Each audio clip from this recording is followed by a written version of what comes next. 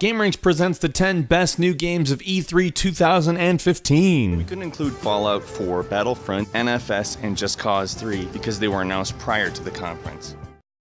Number 10, Gears of War 4. After announcing a complete remake of Gears of War, the Coalition decided, oh hey, let's start a new saga as well. There is some pretty sweet rumors flying around about this, including that there may be LAN multiplayer. Not much is known, but really the game looks slick. Next-gen graphics are definitely kind to the franchise, and we've seen a pretty sweet new monster in this new version of the game. If you're a fan of the original Gears of War, or any of its sequels, I'm sure this is going to be a big deal for you.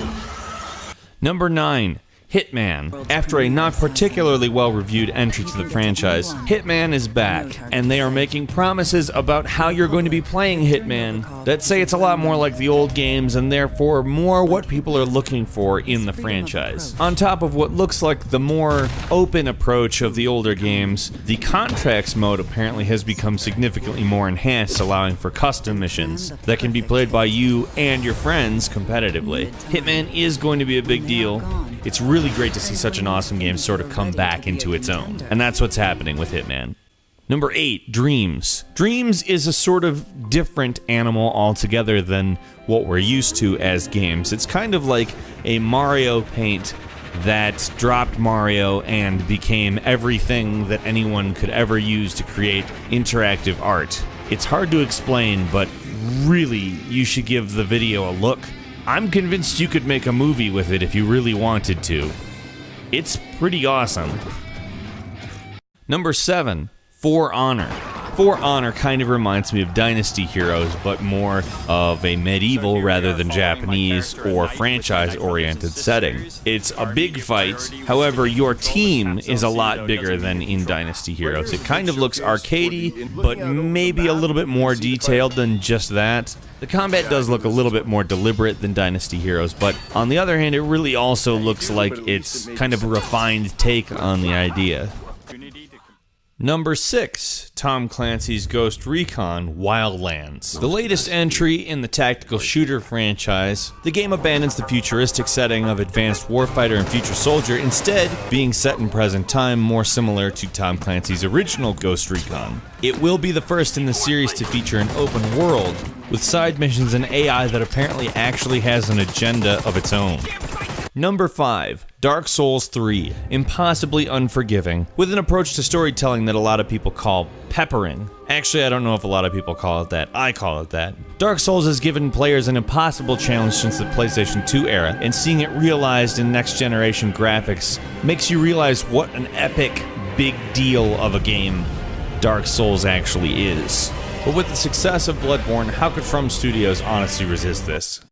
Number 4, Horizon Zero. Horizon Zero is a game that shockingly takes place quite a while after the apocalypse. Robots are kind of like animals and sort of what has taken over the world, while people have reverted to a more tribal state. It's kind of like Turok Dinosaur Hunter in third person with robots, and there's nothing about that that doesn't sound utterly fantastic. I want. Number 3, Shenmue 3. What started off as the passion project of a man named Yu Suzuki that he miraculously convinced Sega to allow him to create in the first place, somehow managed to make a sequel sometime later on the Xbox, has now managed to reach an even more impossible status, well over a decade later. Shenmue is iconic, the level of storytelling, the music, it is a beautiful game, and knowing that the saga will finally continue is extremely exciting.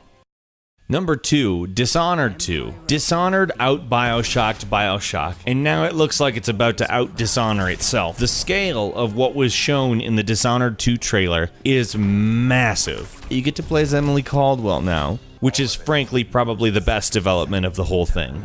Dishonored's gameplay is awesome, and they did such a great job making you care about the characters the first time around. I can't wait to catch up with them.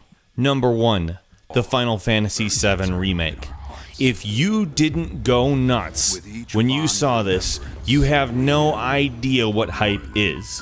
It doesn't matter if you've played it before. This is going to be the biggest thing that has happened in gaming since the original version of the game. We did a full video of speculation on this very game, so if you really want to get in depth on it, go check that out.